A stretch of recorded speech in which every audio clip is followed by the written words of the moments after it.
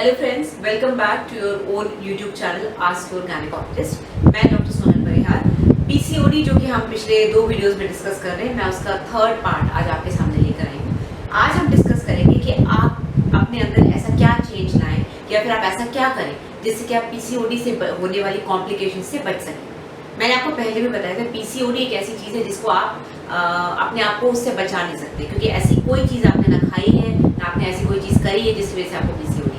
या आपके अंदर हेरिडिटरी है, या तो ये आपको मदर से मिला है या दादी नानी से मिला है, ये जेनेटिक्स में रन करता है और ये आपके अंदर तभी से है जब से आप पैदा हुए, राइट। तो अब इसको आगे ना बढ़े और इसकी कॉम्प्लिकेशन से कैसे बचें, उसके लिए आप अपना एक ही चीज़ कर सकते हैं, वो है आप अपना लाइफस्टाइल चेंज कर सकते हैं। लाइफस्टाइल चेंज करना यानी कि आप क्या खाते हैं, क्या पीते हैं, कितना सोते हैं, कितनी एक्सरसाइज करते हैं, कितना स्ट्रेस लेते हैं, ये सब लाइफस्टाइल में आता है। तो सबसे पहले खाने की बात करते हैं। खाने की बात करें तो आपको सबसे पहले तो अपना फैटी फूड यानी कि ऑयल और घी उस पर कंट्रोल करना है। ये तो ऑब्वियस सी बात है, अगर आपको अपना वेट कम करना है।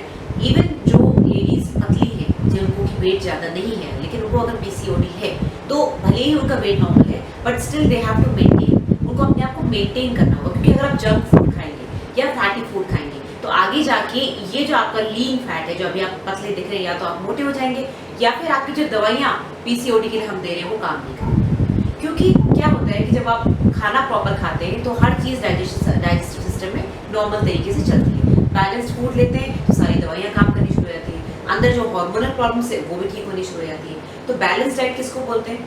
आपकी डाइट में पहली बात तो फैट और कार्बोहाइड्रेट्स बहुत कम होना चाहिए। फैट में आ गया बटर यानी कि मक्खन, घी, ऑयल, ये सब कम होना चाहिए। कार्बोहाइड्रेट्स में सबसे पहले अगर अपन रोटी और चावल की बात करें तो रोटी आप जो खाते हैं वो फाइन, ये जो मैदे वाला आटा होता है या एकदम ही फाइन रिफाइंड जो फ्लोर होता है वो ना लें।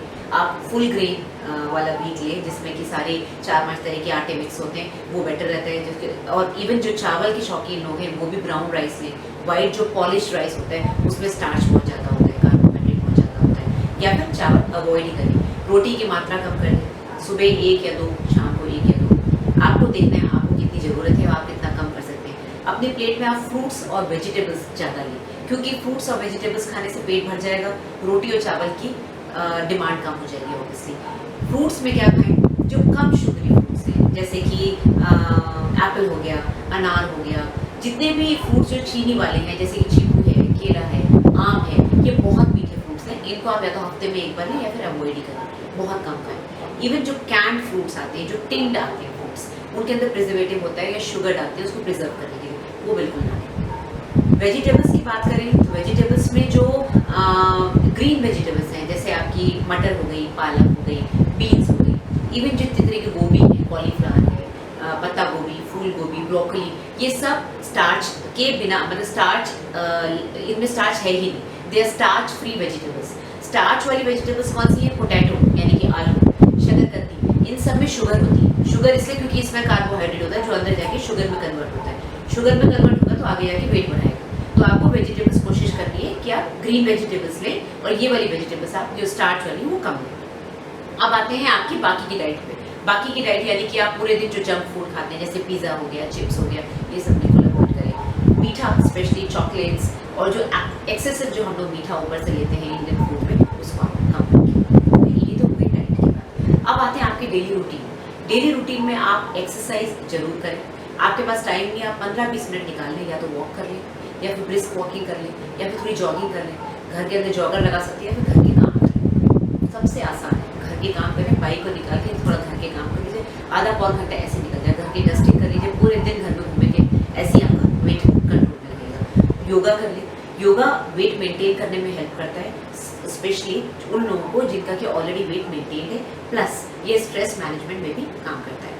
स्ट्रेस मैनेजमेंट क्यों? क्योंकि अगर आप योगा करते हैं, आप देखते होंगे जो लोग योग करते हैं उनका दिमाग बहुत शांत रहता है, क्योंकि वो साथ साथ में प्राणायाम भी करते हैं। क्योंकि मैंने आपको पिछले बताया था पीसीओडी के पेशेंट्स को नॉर्मली स्ट्रेस बहुत ज़्यादा रहता है।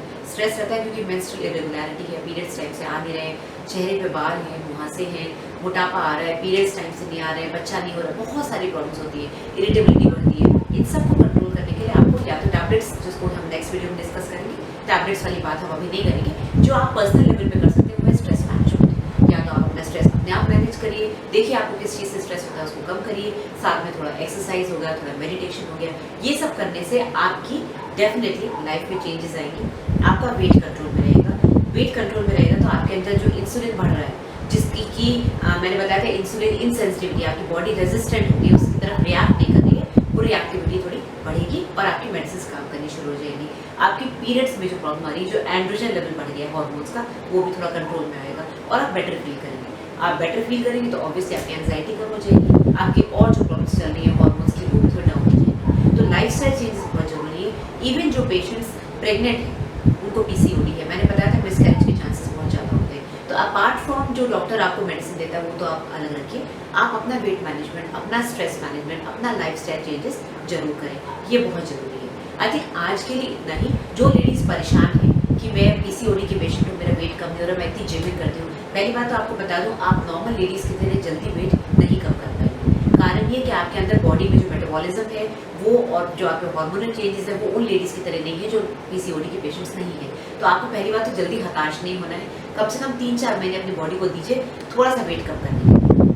अगर कोई नॉर्मल लेडी अगर महीने में 3 या 4 किलो कम करी तो आपका शायद आधे किलो होगा या शायद बिल्कुल भी नहीं होगा।